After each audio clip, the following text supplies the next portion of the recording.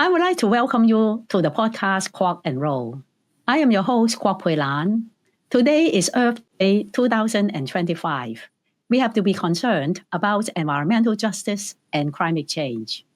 To help us understand how Christians and people of faith can respond to climate emergency with courage and hope, I am going to speak with Professor Cynthia Moe-Lobeda, who teaches theological and social ethics at the Pacific Lutheran Seminary and the Graduate Theological Union. Cynthia, today is Earth Day. What are your hopes for today? What are my wishes for this Earth Day? Let me share a proverb and an image. An ancient proverb says, "If we do not change direction, we will get where we are headed." So the image is of birds. I am walking. The day is ordinary. The sky is clear. My eyes drift upward. There, in the sky, soars a flock of birds, resolutely heading together in one direction as though it is the only way to go. They seem bound on that path. Then, suddenly, with astounding grace, they shift, and with a grand, unexpected swoop, they veer off in an utterly different direction. I gape. How did they do that? What I wish for today is that every adult in the U.S., including me, would wake up to see both the horror of where we are headed with climate change and wake up to see that we do have the moral, spiritual power to change direction. So many people say that it is a terrible time to be alive. No, it is a profoundly good time to be alive as ordinary, responsible human beings. We are alive at a turning point in the history of our species. That is not an exaggeration. One South African climate scientist puts it well. The next few years may be the most important in human history. That is, we hover at a fork in the road.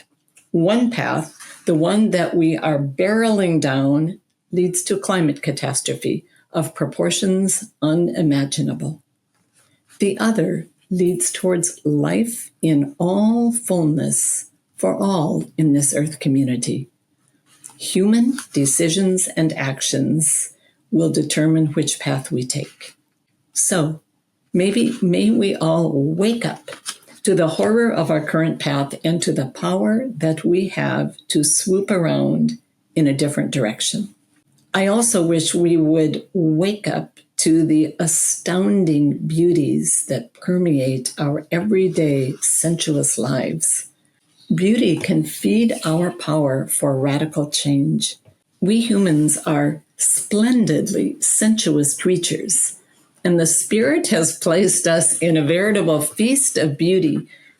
The touch of breeze on skin, the undulating bends in an old tree trunk, the dazzling colors in the sky, the seasoned face of an old person, a back rub, the taste of ripe melons. I believe with all my heart that relishing beauty, the beauty all around us, feeds hope and power for protecting life. So I implore all of us to relish the ordinary beauty, savor it, bathe in it, laugh with it. This is part of our journey. Perhaps for listeners, your spiritual practice for the coming month could be a daily beauty bath, even if for only a minute or two, to pause and with awe and gratitude savor the feast of some beauty that offers itself to you in that very moment. Cynthia, I like this idea of beauty bath. Your work revolves around climate justice, economy, and race. Why do these three have to do with each other, and why you focus on economy? First, climate change may be the most widespread manifestation of white privilege and wealth privilege that the world has ever known. The people dying or devastated, first and foremost, from climate change are economically marginalized people the world over, and they are disproportionately Black, Brown, Asian, and Indigenous people. So let that sink in. This reality has been swept into my heart and soul by companions of the Global South. I was invited to India about 15 years ago to work with many seminaries on integrating eco-justice into their curricula. There, leaders of the church taught me to see climate change as climate colonialism, the colonizing of the atmospheric commons by the wealthy, high-consuming nations and by large global corporate and finance powers. And then about 10 years ago, I was invited to serve on a small commission gathered together by the World Council of Churches, the Lutheran World Federation, the World Communion of Reformed Churches, and the Council for World Missions, to advise their work on, get this, a new international financial and economic architecture. Whew. 3 current members of that small commission are indigenous leaders from Indonesia, Pacifica, and Turtle Island. They paint a searing picture of how extractive industries, especially fossil fuel and other mining industries that are devastating indigenous people the world over, are also the forces behind the climate catastrophe. So I'm the only non-indigenous North American theologian on that commission. Serving on it has reinforced my knowledge that climate change is rooted in extractive economies and in our unconsciously held assumptions that economic life based on extracting and exploiting people and earth is normal. Advanced global capitalism, or financialized capitalism, builds on the assumptions that undergird industrial capitalism and the colonial undertaking. 2 of those assumptions are, 1, that the earth is primarily a resource for meeting human needs and desires, and 2, that people who can have a human right to maximize profit despite the cost to other people and to the earth. Think about it. Making a profit is not the problem. Business is not the problem. The problem is maximizing profit. If I'm a company's leadership and I'm dedicated to maximizing profit, then I will extract oil from the Niger Delta or bauxite from the mine in India, despite the unimaginably brutal impact on the people who have lived on those lands. I will allow paramilitary forces to assassinate people who resist. If I am maximizing profit, I will emit massive amounts of greenhouse gases that are killing people today through climate change. And I will hide the fact that I knew the damage being done, and I will reap in the profit. Moreover, although I, as Cynthia Moe-Lobeda, may not be doing that, my bank accounts are profiting from it unless I move my money. Or my paycheck comes from an employer who is profiting from it, unless I convince my university to move its money, and so forth. The rules of our economy and the norms of our society are set up to encourage maximizing profit. And that kind of economy and worldview undergirds the climate catastrophe, white supremacy, and financialized capitalism. This also means the beautiful reality that progress in racial justice, or economic justice, or climate justice really means progress in the other areas. So that's a snapshot of why I work at that intersection. What I want people to know is that we can change the rules of the economic game and the assumptions and worldviews that it lives on.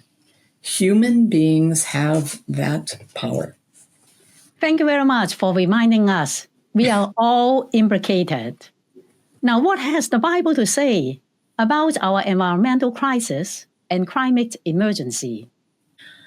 Oh, it has so much to say. I could teach a whole class on this right now. The Bible reveals that economic life is not what modernity has taught us it is.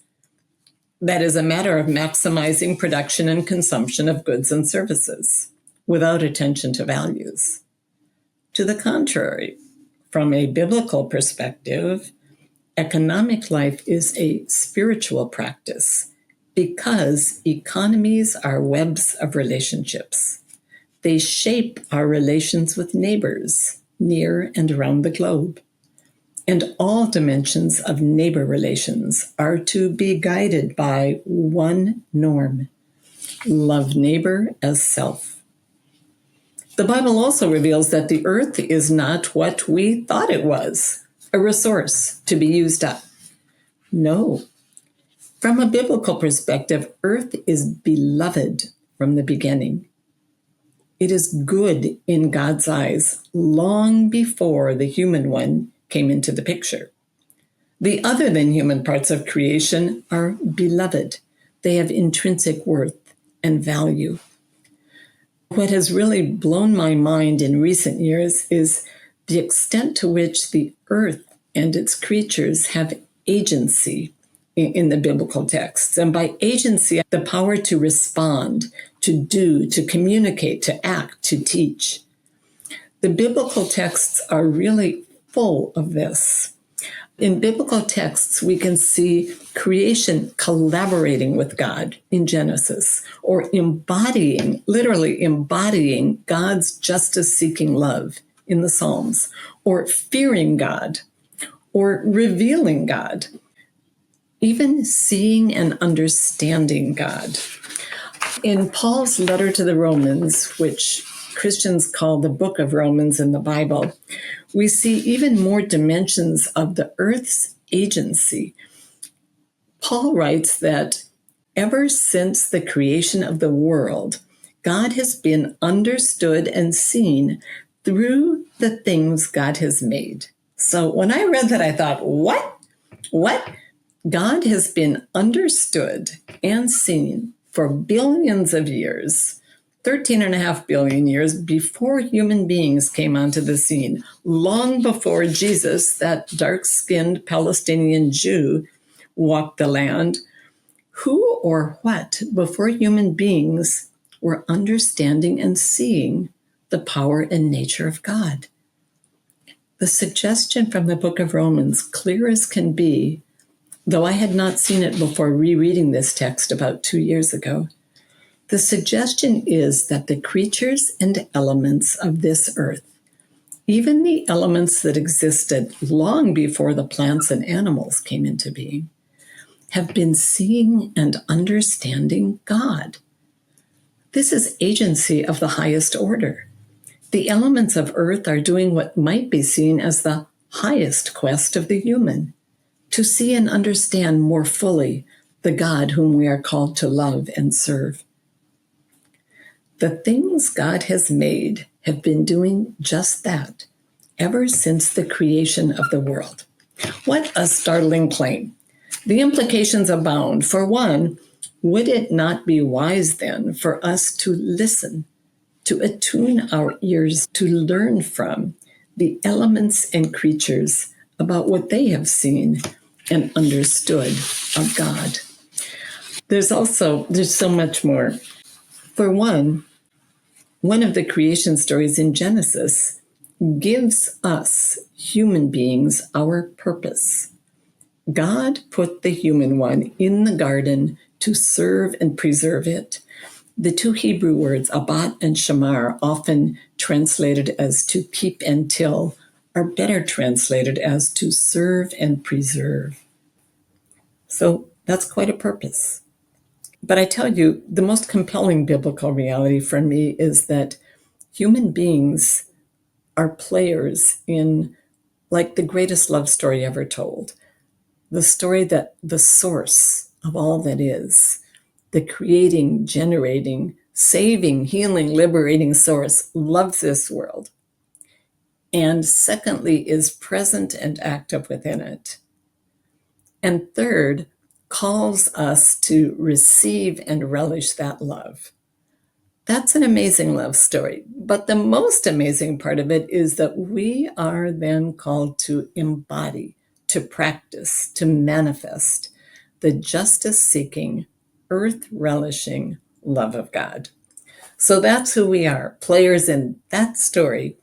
To me, that is one of the most compelling realities given to human beings through the biblical witness. You have written on faith-based activism.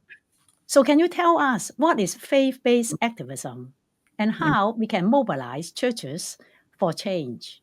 You know, the Indian literary critic Amitav Ghosh, in his book Deranged, lays out the climate catastrophe in starkest terms. And then he basically says that despite all this, he has hope. And one primary source of hope for this secular writer, not religious writer, one of his primary sources of hope in the face of climate catastrophe is religion. Religion, he says, has the capacity to draw people out of narrow self-interest, of self and tribe, and to serve a greater good, a widespread good. So that's an astounding claim, and I agree with it. All of Earth's great faith traditions share this deep purpose of calling people away from dedication to self, just curved in on self, and dedication to a vastly greater good. From a Christian perspective, I see that as the Great Spirit calling us into that love story, to live as players in it. Faith-based activism is a marvelous opening for different religions to call people to serve that greater good and to join together interreligiously and with secular people and organizations in common cause. As I see it, faith-based activism has three branches of change. It works toward three branches of change as a tree with three branches. And they are change in our practices, our daily lifestyle habits of individuals and households and institutions. But secondly, social structural change. And third, change in worldview, consciousness. An example of that third branch would be what we just talked about. What is the purpose of economic life? It's a worldview change to think that it's from maximizing profit and consumption and production to building a web of life-giving relationships within the human family and all of creation. So to me, faith-based activism uses the deep well springs of wisdom and courage and hope that we garner from faith traditions, and then brings those to bear on the burning moral crises of our day. And one of those is this intersection of climate change with racial injustice and predatory economies. I see what I refer to as 10 different fingers on the hands of change. And those are 10 different forms of action for faith-based people in collaboration with others. I won't name all of those 10, but one of them is change the rules. That is legislative and electoral advocacy. One is move the money. And move the money refers to partly to divesting from extractive industries, divesting from a predatory economy, and reinvesting in renewable and justice-seeking endeavors, businesses, finance.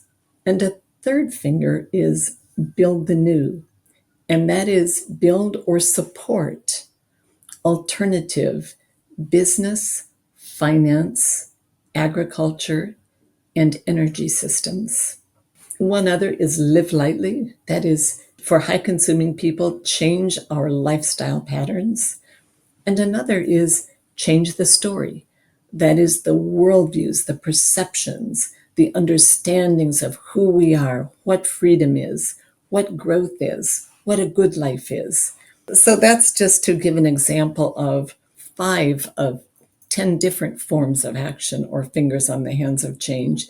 What's beautiful about thinking about different forms of action is that there is a role for everyone. One of the other fingers is resist the wrong, which includes protest and demonstration and civil disobedience. That may not be the form for one person, but that person may find legislative advocacy or change the rules to be their form.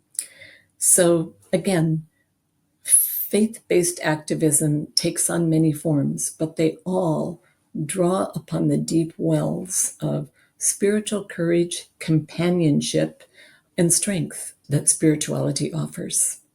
Thank you very much for your encouragement that each of us can take on some action in response to the climate crisis. I know that you are working on a book series that is called Building a Moral Economy. Can you share with us what this book series is about? And also tell us something about the forthcoming books in the series, including the next one, Climate Justice, Climate Hope. This series is rooted in my experience after having published in 2013 a book called Resisting Structural Evil, Love as Ecological Economic Vocation. It resulted in speaking engagements for me on every continent other than Antarctica. And here in the US, what audiences so frequently communicated was a sense of powerlessness in the face of corporate power. People would say, we know this kind of economy is predatory, we know it's wrong, but there's nothing we can do about it. I realized that we need resources to empower action. I also knew that I could not possibly create them alone.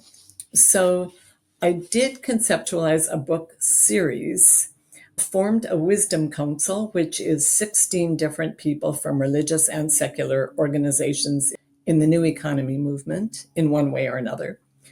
And then I found 5 authors to write 5 of the books, and I began on the first one. That first book is called Building a Moral Economy, Pathways for People of Courage. It is now out, and I invite all of the listeners to see the website. The website is buildingamoraleconomy.org, all one word. Sign up for our updates, follow the socials that are linked on the website. The series fleshes out a framework that sees economic life as spiritual practice. It sees economies as webs of relationship. It sees the work of economic justice as healing ourselves and our relationships with one another, with earth, and with God. In a sense, the series elaborates a framework for love in action.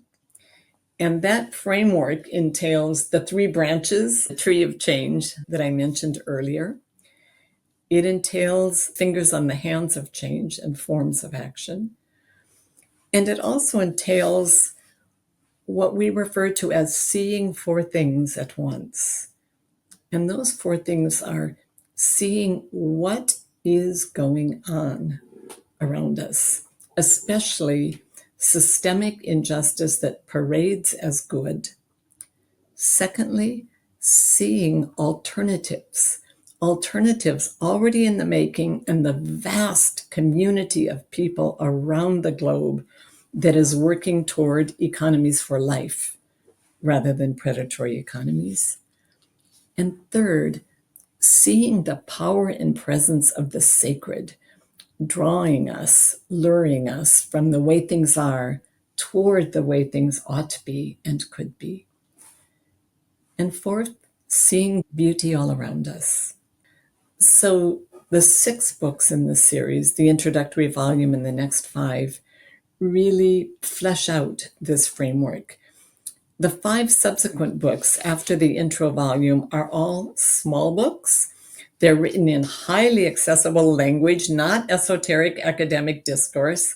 They're grounded in stories of people engaging in work toward ecological, equitable, and democratic economies. But they also offer far more resources than can be contained in a small book, because the books lead the readers to a website on which you will meet a community, a global community of companions. All of the books link together racial justice, economic justice, and climate healing. The team of authors is extraordinary. You asked about the next book coming out in this series. It is indeed the one called Building a Moral Economy, Climate Justice, Climate Hope. It is written by quite a team. The co-authors are two different faith leaders, one Black, one white, both with decades of experience in local and global activist worlds. One is the Reverend Michael Malcolm, who is founder of the People's Justice Council and executive director of Alabama Interfaith Power and Light. And the other member of that author team is Reverend Dr. Abby Mohaupt, who for years served as director of education and training for Green Faith International and currently directs a program at Graduate Theological Seminary.